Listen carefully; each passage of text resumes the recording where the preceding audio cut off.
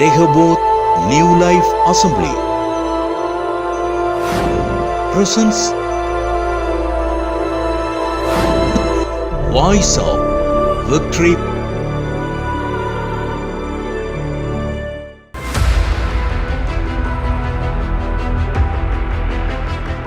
எல்லாம் எடுத்துக்கொள்ளுங்கள். லூக்கா எழுதின புத்தகத்தில் 18ஆம் அதிகாரத்தில் 35ஆம் வசனத்திலிருந்து வாசிக்கிறேன், கேளுங்க. பின்பு அவர் எரிக்கோவுக்கு சமீபமாய் வரும்போது ஒரு குருடன் வழியருகே உட்கார்ந்து பிச்சை கேட்டு கொண்டிருந்தான். ஜனங்கள் நடக்கிற சத்தத்தை அவன் கேட்டு இது என்ன என்று விசாரித்தான். கேட்குறீங்களா? நஸ்ரேனாகி இயேசு போகிறார் என்று அவனுக்கு அறிவித்தார்கள்.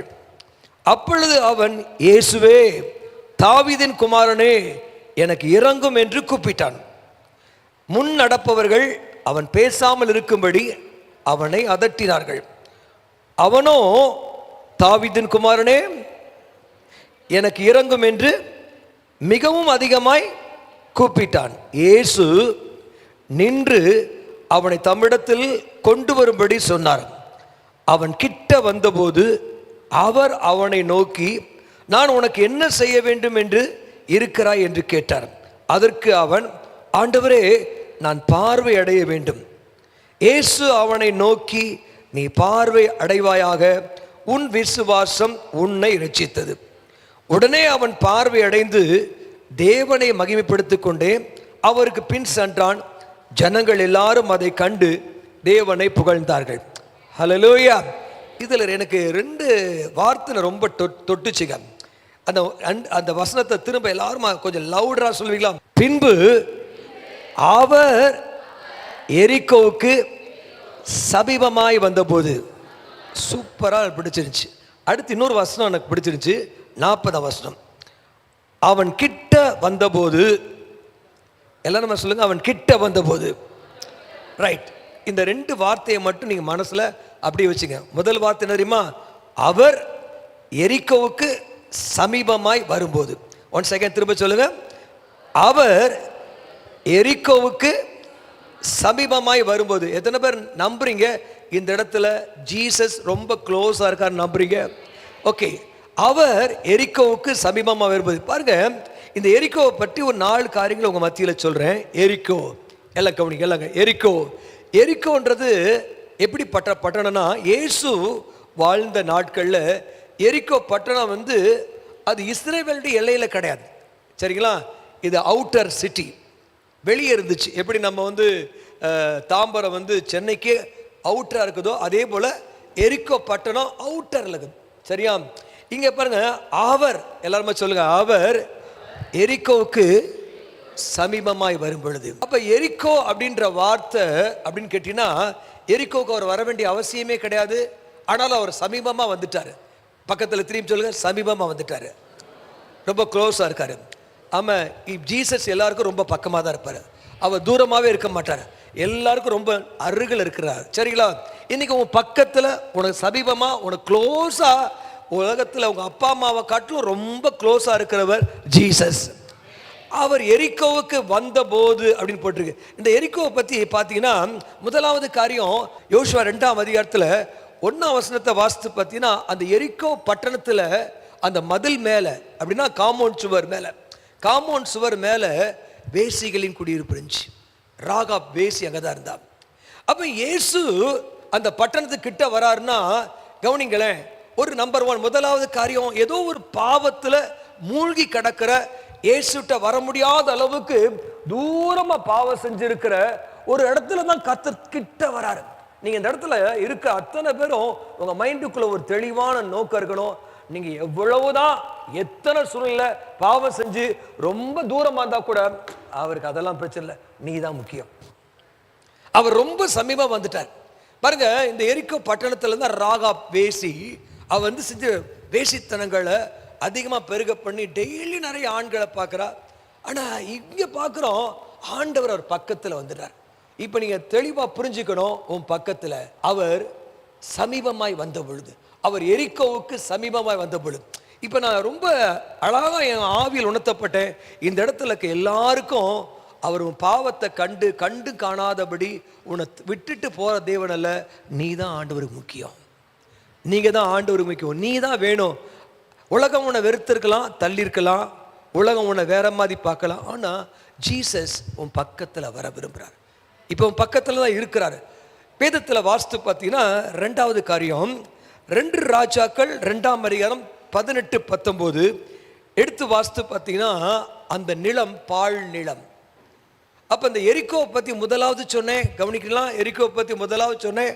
அந்த எரிக்கோ ஒரு பெரிய வேசித்தனம், பாவங்கள் நிறைந்த ஒரு இடம். நான் இன்னைக்கு ஒரு கருத்தை சொல்றேன்.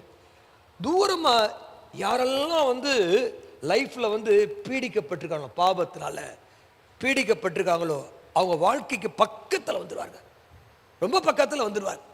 2வது காரியம் பார்த்தீங்கன்னா 2 ராஜாக்கள் 2ஆம் அதிகாரத்தில் 18-19 வசனத்தில் வாஸ்து பார்த்தீங்கன்னா அந்த பட்டணம் குடியிருப்பு நல்லது, தண்ணீரோ கெட்டது, நிலம் பாழா போச்சு. சம்திங் உங்கள் லைஃப்பில் கெட்டு போயிடுச்சு, கையை விட்டு போயிடுச்சு, கெட்டு போயிடுச்சு. அந்த நிலம்னா எரிக்கோவை பற்றி தான் சொல்கிறாரு.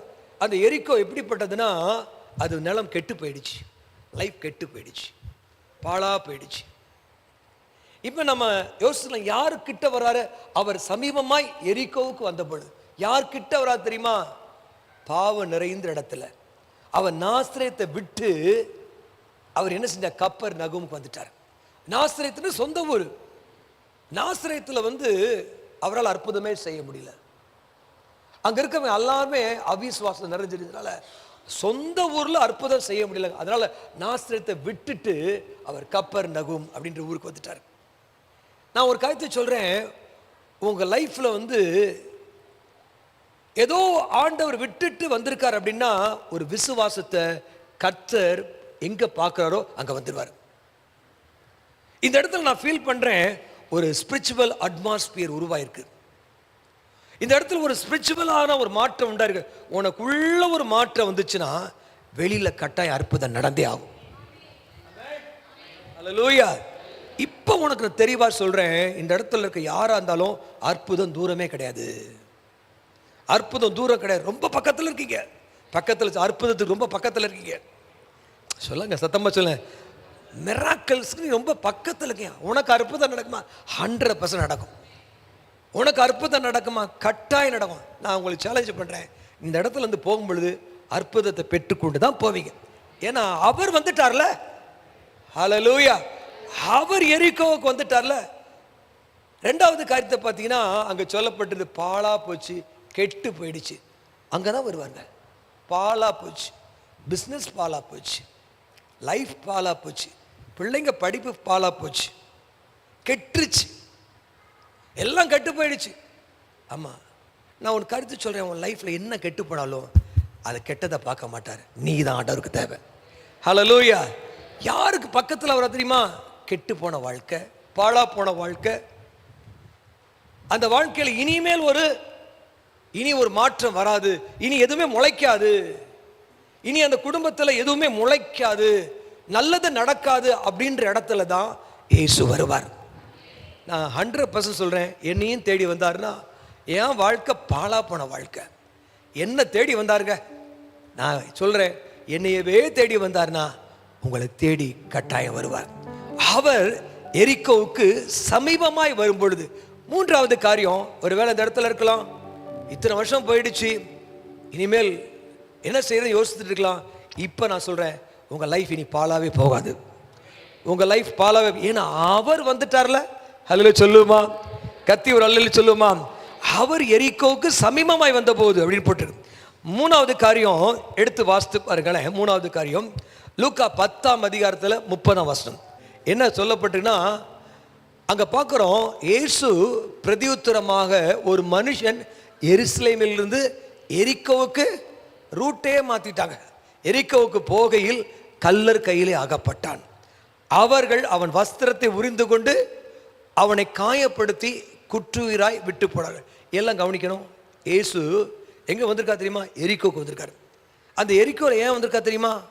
அங்க எரிகோவில் நிறைய திருடங்க இருக்காங்க. நான் உங்களுக்கு தீர்க்க தரிசனமா சொல்றேன், கல்லர் கையில் அகப்பட்ட ரைட். உன் லைஃப்ல எரிகோவில் இருந்த, நல்ல இடத்துல இருந்த, தப்பி போயிட்ட, கோணலா போயிடுச்சு லைஃப், போன இடத்துல மாட்டிக்கிட்ட, திருடன் கையில் மாட்டிக்கிட்டான், எல்லாத்தையும் இழந்துட்டான். குடும்ப சமாதானம் போயிடுச்சு, நிம்மதி போயிடுச்சு, வியாதி வந்துருச்சு, எல்லாம். ஒரு முறை நம்ம இங்கே தான் கொயர் ப்ராக்டிஸ் நடந்துகிட்டே இருக்குது. அந்த நேரத்தில் திடீர்னு ஆவியானவர் சொல்கிறாரு, அந்த வீட்டுக்கு போ அப்படின்றாரு. அந்த வீட்டுக்கு போ அப்படின்னு சொன்னோடனே எனக்கு கொஞ்சம் தயக்கமாக, ஒரு நைட்டு 10 மணி, அடுத்த நாள் காலையில் 5 மணி சர்வீஸு. நான் தயக்கமாக அந்த இடத்துக்கு போகிறேன். போன உடனே அங்கே போன உடனே எல்லாம் அந்த குடும்பத்தில் மொத்தம் 5 பேர், அந்த 5 பேருக்கும் ஷாக். ஏன்னா நைட்டு 10 மணிக்கு மேலே அவங்க வீட்டுக்கு வரேன், என்னன்னு தெரியல, ஹோலி ஸ்பிரிட் என்கிட்ட சொன்னார், உங்கள் வீட்டுக்கு போக சொன்னார் அப்படின்னு சொன்னேன். உடனே அவர் சொன்னார், பாஸ்டர் இன்னும் கொஞ்சம் நேரம் நீங்கள் லேட்டாக வந்தீங்கன்னா நான் குடும்பத்தில் 5 பேரும் சூசைட் பண்ணியிருப்போன்றாரு. எல்லாருமே விஷத்தை வாங்கி சூசைட் பண்ணிடுவோம், பயங்கர கோடீஸ்வரன், சூசைட் பண்ணிடுவோம். நான் கேட்டேன், ஏன் சூசைட் பண்ண போறீங்க கேட்டேன். அவங்க சொன்னாங்க, என் மக யாரையோ லவ் பண்ணிட்டா, எனக்கு ரொம்ப பிடிக்கல, எங்கள் மானம் போயிடுச்சு, எங்கள் வாழ்க்கை கெட்டு போயிடுச்சு, என் குடும்ப சமாதானமே போயிடுச்சு, இனிமேல் வாழ்ந்து என்ன பிரயோஜனம் அப்படின்னு சொல்லிட்டு நாங்கள் நினச்சிட்டு இருந்தோம். நீங்கள் வந்துட்டீங்க.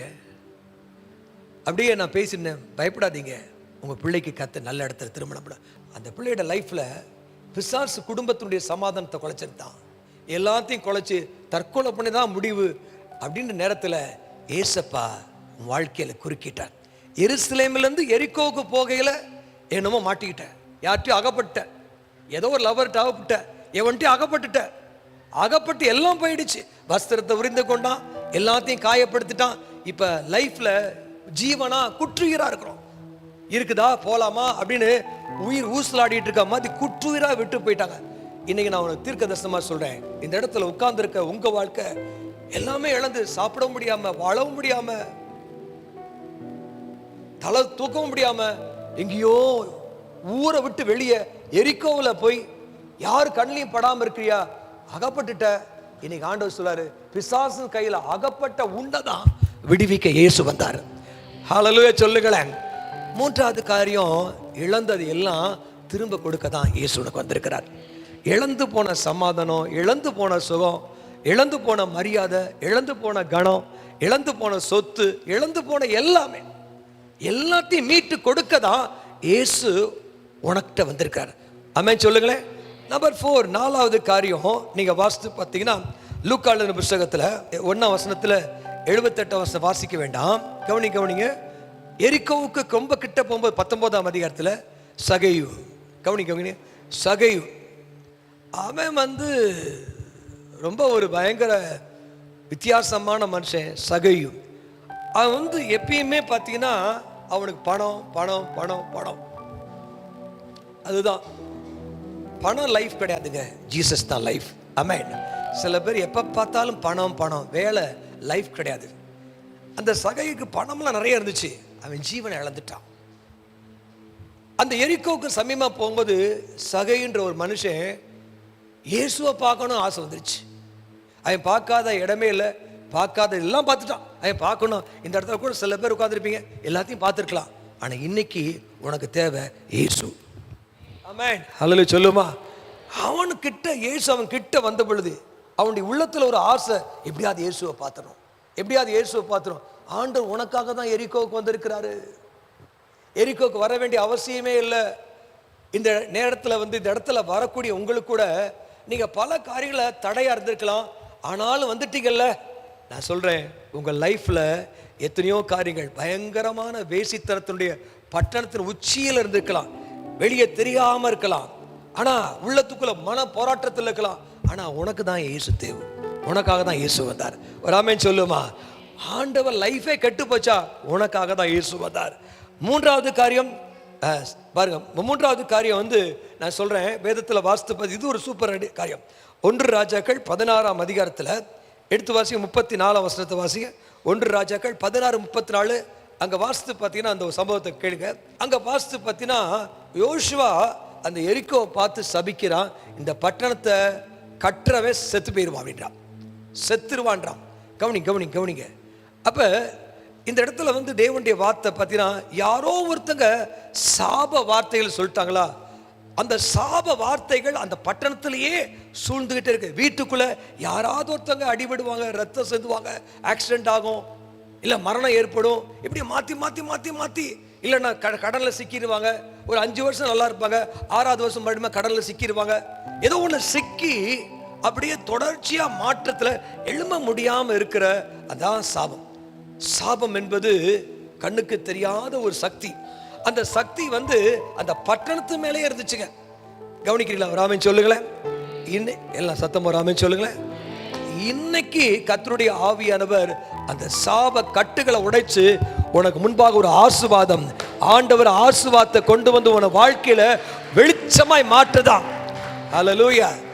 விசுவாசம் கத்தி ஒரு ஆமென் சொல்லுங்க. பக்கத்துல கூட திரும்பி சொல்லுங்க, சாபத்தை ஆசீர்வாதமா மாற்றுக்குதான் இயேசு எரிகோவுக்கு வந்தார். ஹல்லேலூயா. இந்த இடத்துல இயேசு சுவாமி வந்திருக்கார். அப்படி நிச்சயமா தெரியும் இந்த இடத்துல இயேசு இருக்கிறார்.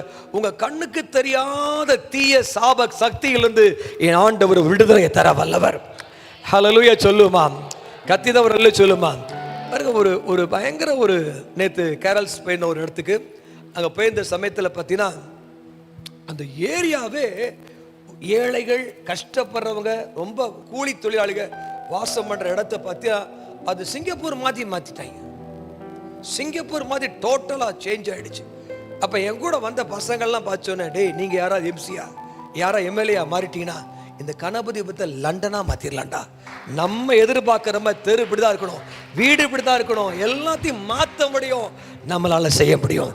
ஒரு அரசாங்கத்தில் ஒரு எம்சிக்கு ஒரு உள்ளத்தில் வந்ததுனால அந்த டோட்டல் ஏரியா மாற்றிட்டான், ஊரையே மாற்றிட்டான், ஒரு கம்யூனிட்டியை மாற்றிட்டானா உங்களில் ஒருத்தர் எழும்புங்க, கட்டாயம் கத்தர் மாற்றிடுவார். சத்தமோ ராமன் சொல்லுங்களேன். சரி கவனிங்க, கர்த்தருடைய ஆவியானவர் நான் உங்களுக்கு சேலஞ்ச் பண்றேன். உங்க வாழ்க்கையில சாபங்களை கத்தர் அந்த ஊரையே சாபத்திலிருந்து மீட்டு அந்த ஊரே வெளிச்சமாயிடுச்சு. அப்போ நாங்கள் அந்த வீட்டுக்குள்ளே போகும்போது கேரல்ஸ் முடிச்சுட்டு வரோம். அப்போ அந்த வீட்டு தலைவர் சொல்கிறாரு, இவர் வந்ததுனால எத்தனை பேர் ஆஸ்வதிக்கப்பட்டாங்க அப்படின்னு அவர் சொல்கிறாரு. இவர் மூலமாக நன்மை பெற்றவங்க இந்த சிட்டியில் நிறைய பேர் இருக்காங்க. நான் சொல்கிறேன், நீ இந்த சிட்டிக்கே நன்மையாய் கத்தர் மாற்ற முடியும், உன்னைய கத்தர் ஆசீர்வாதமாய் மாற்ற வைக்க முடியும். விசுவாசின கத்தி ஒரு ஆமென் சொல்லுங்களேன், கத்தி தான் ஒரு ஆமென் சொல்லுங்களேன். உங்கள் லைஃப் சேஞ்சிங் மிராக்கிள் நடக்குங்க. உங்கள் தலைமுறை இனிமேல் ஆசீர்வாதமாக தான் இருக்கும். ஹல்லேலூயா. உங்க தலைமுறை நிச்சயமா நீங்க பார்க்காத அற்புதங்களை கர்த்தர் செய்ய வல்லவர்.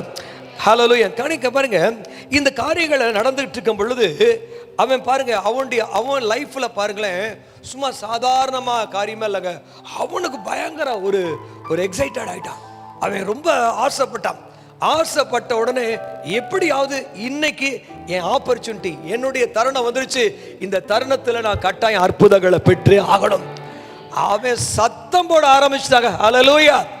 உணர்ந்துட்டான், என் லைஃப்ல முன்னால கண்ணு குருடு, என் லைஃப் சாபத்தில் உட்கார்ந்து இருக்கிறேன், எல்லாமே சிச்சுவேஷனே எத்தனையோ வருஷமா பறந்ததுலேருந்து நான் இப்படி தான் இருக்கேன். ஆனால் இன்னைக்கு ஜீசஸ் ஏன் வழியா வராரு, உன் பக்கத்தில் இருக்காரு, உன் அருகில் இருக்காரு, உனக்கு சமீபமா இருக்காரு, உன் லைஃப்ல கட்டாயமா மாற்றம் வந்தே ஆகும். ஹல்லேலூயா. இதே இடத்துல கத்தர், நான் தற்கொலை பண்ண வந்த என்னையே கத்தர் மாத்தினார். இன்னைக்கு எத்தனையோ பேருக்கு நான் ஆசீர்வாதமா இருக்கிறேன். நான் உங்களுக்கு சேலஞ்ச் பண்றேன், இயேசு உனக்காக தான் வந்தாரு, உன்னை தேடி வந்தாரு, உன் பக்கத்துல வந்தாரு. இப்போ உன் பக்கத்துல இருக்க உன்னையும் கத்தர் மாற்ற வல்லவர். ஹல்லேலூயா. அவனுக்கு இருந்த ஒண்ணு கண்ணு தெரியாது, காது கேட்கும்.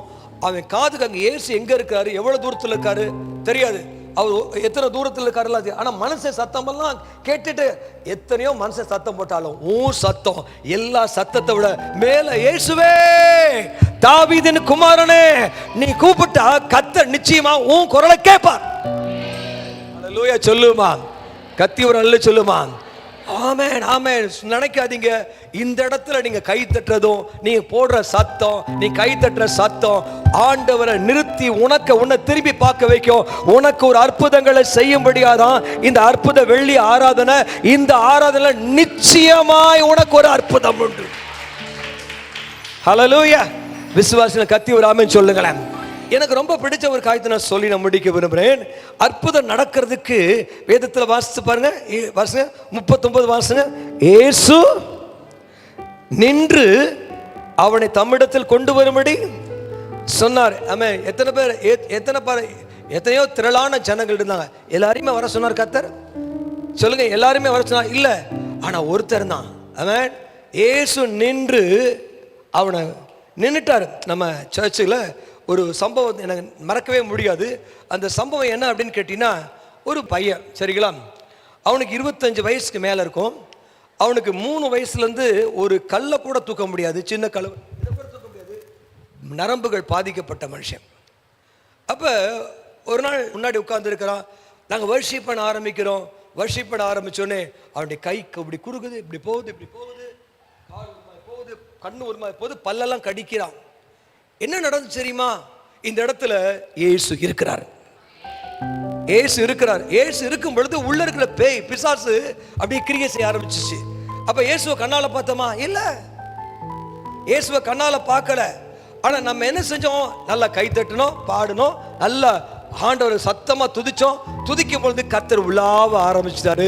நீ கர்த்தரை துதிக்கும் பொழுது, நேற்று நான் சொன்னல, கர்த்தரை பாட ஆரம்பிச்ச உடனே கட்டாயமா கட்டுகள் உடைய ஆரம்பிக்கும். அந்த பையனுக்குள்ள மேனிஃபெஸ்ட் ஆக ஆரம்பிச்சிச்சு. அப்ப அவர் வந்து கேட்டார், அவர் ஃபாதர், என் பையனுக்கு என்ன நடக்குது? ஒன்றும் நடக்கல, பயப்படாதீங்க, இங்கே ஏசப்பா இருக்காரு, உன் பையனுக்குள்ள அசுத்தாவி இருக்குது, அதனால தான் அந்த அசுத்தாவி அழகல் இது போயிடும் அப்படின்னு. அப்போ எல்லாரும் வந்தாங்க, ஜெபிச்சு அனுப்பிட்டேன். அப்போ ஆண்டவர் தெளிவாக சொன்னார், அவனுக்கு ஜெபிக்காதன்ட்டார், அவனுக்கு மட்டும் ஜெபிக்காதன்ட்டார். நான் என்ன செஞ்சுட்டேன், நீங்கள் தொடர்ந்து வாங்க, நான் ஜெபிக்கிறேன்ட்டேன். அவர் என்ன பண்ணிட்டாரு, 3 மாசமாக வந்துக்கிட்டே இருக்கார். கடைசியில் 3வது மாதத்தில் என்ன நடந்துச்சுன்னு கேட்டிங்கன்னா, 3வது மாதத்தில் அவர் என்ன செய்யார், எங்கள் வீட்டுக்கு நீங்கள் வாங்கினார். அவங்க வீட்டுக்கு நான் போகிறேன். போனப்போ அவங்க வீட்டில் போய் அப்படியே நடந்து அப்படியே ஜோமெண்ட், அந்நிய பாஷையில் போய் ஜோமெண்ட் இருக்குது. இன்றைக்கி அந்த குடும்பம் ரட்சிக்கப்பட்டு சபைக்கு வந்துட்டு, இன்னைக்கு கர்த்தருடைய ஆவியான உனக்கு சொல்கிறாரு, ஒரு அற்புதம் நடக்கும். அவ்வளோதான், அதை உடைச்சு போட்டு நேராக சர்ச்சுக்கு வந்தார். அந்த வாரத்தில் அந்த பையனை கர்த்தர் அற்புதமாக சுகமாக்கி எழுந்து நடந்தான், கையில் தூக்குடா. அடுத்த வாரமே வேலைக்கு போயிட்டான். என் ஆண்டவராகி கர்த்தர் அற்புதமானவர். அந்த முழு குடும்பம் ரட்சிக்கப்பட்டு ஞானஸ்தானம் இருந்துச்சு. நான் இன்னைக்கு ஒரு அற்புதத்தை சொல்றேன். உன் லைஃப்ல, உன் வீட்டுக்கு, உன் தலைமுறைக்கு கர்த்தர் பெரிய மாற்றத்தை கொடுப்பார். எத்தனை நரம்பு தளர்ச்சிக்காக எத்தனை மாத்திரை சாப்பிட்டால் இன்னைக்கு அந்த மாத்திரையிலிருந்து கர்த்தர் விடுதலை கர்த்தர் கொடுக்க வல்லவர். சத்தமா ராமன் சொல்லுங்களேன். இந்த வசனத்தை மட்டும் வாசிங்க, நான் முடிச்சிடுறேன். ஓகே, எல்லாம் சேர்ந்து வாசிங்க. 40 வசனம் வாசிங்க. அவன் கிட்ட, எல்லாம் சேர்ந்து, அவன் கிட்ட வந்தபோது அவர் அவனை நோக்கி, எல்லாம் திரும்ப சொல்லு, அவன் கிட்ட வந்தபோது. பாருங்க, மத்தேயு எழுதின புத்தகம் 28ஆம் அதிகாரம் 9ஆம் வசனம் வாசிங்க.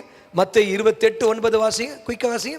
அவர்கள் அவருடைய சீசர்களுக்கு, எல்லாம் சேர்ந்து வாசிங்களேன், அறிவிக்க போகிறது போது இயேசு தாமே, இயேசுவே அவரே வாலண்டியரா அவருக்கு எதிர்படுறாரு. இன்னைக்கு நான் சொல்றேன், உன் லைஃப்பில் அவர் தான் ஃபர்ஸ்ட் ஸ்டெப் எடுப்பார். ஆமென். உன் லைஃப்பில் ஒரு பெரிய மாற்றம் வரணும். எத்தனையோ அரசாங்கம் உனக்கு எதிர்த்தா இருந்தா கூட அவர் உன்னை தேடி வந்து உனக்கு அற்புதங்களை செய்ய வல்லவர். அவர் எதிர்பட்டு வாழ்க என்றார்கள். அடுத்து வாசிங்க. அவர் தான் உன்னை வாழ்த்துறார். முதல்ல நீ வாழ்த்தல, அவர் உன்னை வாழ்த்துறாரு. அவர்கள் கிட்ட வந்து, எல்லாம் சொல்லுங்க, அவர் கிட்ட வந்து, எல்லாம் சத்தமா சொல்ல, கிட்ட வந்து அவர் பாதங்களை தழுவி. சூப்பரான வார்த்தைங்க. ஆமென். கவனிங்க, அவர்கள் கிட்ட வந்து, கிட்ட வந்து, கிட்ட வந்துட்டாலே ரொம்ப தூரத்தில் இருக்காதீங்க. பைபிளை ரொம்ப ஆழமா ஆண்டவர் கிட்ட வச்சு வாசிங்க. ஆண்டவர் முன்னால வச்சு பாருங்க. அவர் கிட்ட வந்துருங்க. சத்தமா சொல்ல, கிட்ட. கிட்ட வந்தபோது, கிட்ட வந்தபோது அவர் அவனை நோக்கி, நான் உனக்கு என்ன செய்ய வேண்டும். இன்னைக்கு சில பேருடைய உள்ளத்துல என்னென்னமாலாம் வச்சிருக்கலாம். இன்னைக்கு கர்த்தர் ஏதோ உனக்கு செய்ய போறாருங்க. பக்கத்துல திரும்பி, ஏதோ உனக்கு ஒன்று செய்ய போறாரு, ஏதோ உனக்கு செய்ய போறாரு. ஓகே ஓகே, என்னமோ சம்திங் உனக்கு நடக்க போகுது, என்னமோ இப்பயே நடந்துகிட்டு இருக்குது, என்னமோ உனக்கு நடக்கும். ஹல்லேலூயா. யாத்திரா 3ஆம் அதிகாரத்துல 3ஆம் வசனத்தை வாசித்து முடிப்போம். அப்பொழுது மோசே, இந்த முச்செடி வெந்து போகாதிருக்கிற என்ன நான் கிட்ட போய், சொல்லுங்க சொல்லு, நான் கிட்ட போய் இந்த அற்புத காட்சியை பார்ப்பேன் என்றான். அவன் பார்க்கும்படி கிட்ட வருகிறதை கர்த்தர் கண்டார். எல்லாரும் கவனிக்கணும், ஒரு இன்னைக்கு ஒரு சூப்பர் நேச்சுரல் மிராக்கிள் நடந்தே ஆகும். ஆமென், ஹல்லேலூயா.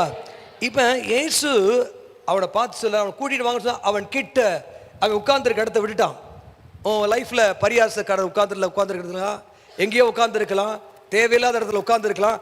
அதை விட்டுட்டு, அந்த அந்த அந்த அந்த அந்த ஃப்ரெண்ட்ஷிப்பை விட்டுட்டு, அதை விட்டுட்டு அவன் எந்திரிச்சு புறப்பட்டு வரான். கவனிங்க, கிட்ட வரான். கிட்ட வந்தான். அவன் கிட்ட வந்த பொழுது அவனை நோக்கி உனக்கு என்ன செய்ய வேண்டும்? இன்னைக்கு சூப்பர் நேச்சுரலா கர்த்தர் சொல்றாரு, நீ கிட்ட வருகிறதை கர்த்தர் காணும் பொழுது உனக்கு ஒரு அற்புத காட்சியை கர்த்தர் செய்ய போகிறார்.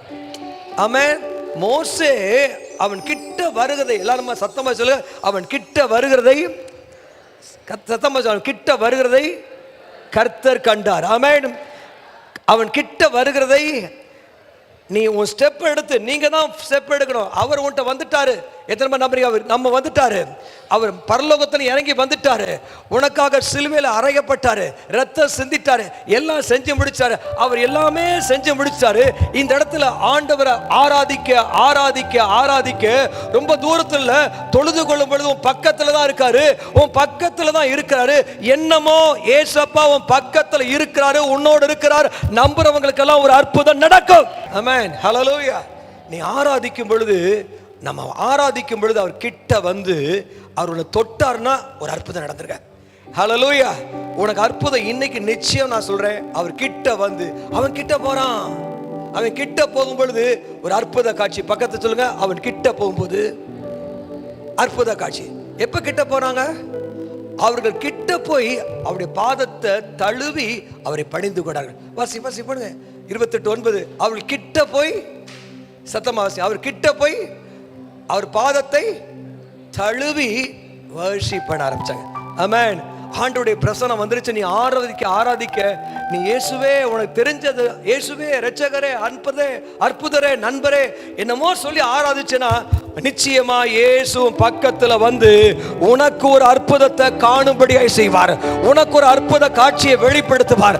இயேசு உனக்கு பர்சனலா செய்வார். இந்த இடத்துல உட்கார்ந்து இருக்கிற அத்தனை பேருக்கும் ஆண்டவர் தூரமா இல்ல, அவர் தொழுது கொள்ள அவர் ரொம்ப கிட்ட வந்து உனக்கு ஒரு அற்புதம் நடக்கும். இந்த வசனம் உண்மைன்றவங்க ஆமென் சொல்லுங்களேன். இவ்வளவுதான் சத்தமா. ஆமென். இந்த பர்த்திமே சத்தம் போட்டது போல சத்தமா ஆமென் சொல்லுங்களேன். அற்புத காட்சி நடக்குன்றவங்க ஆமென் சொல்லுங்களேன்.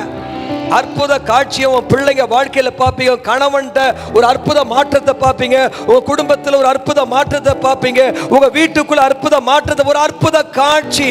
படுக்கையை விட்டு எந்திரிச்சிருவாங்க. அற்புத காட்சி, அற்புதம் நடக்கும். உங்க வியாபாரத்தில் அற்புதம் நடக்கும்.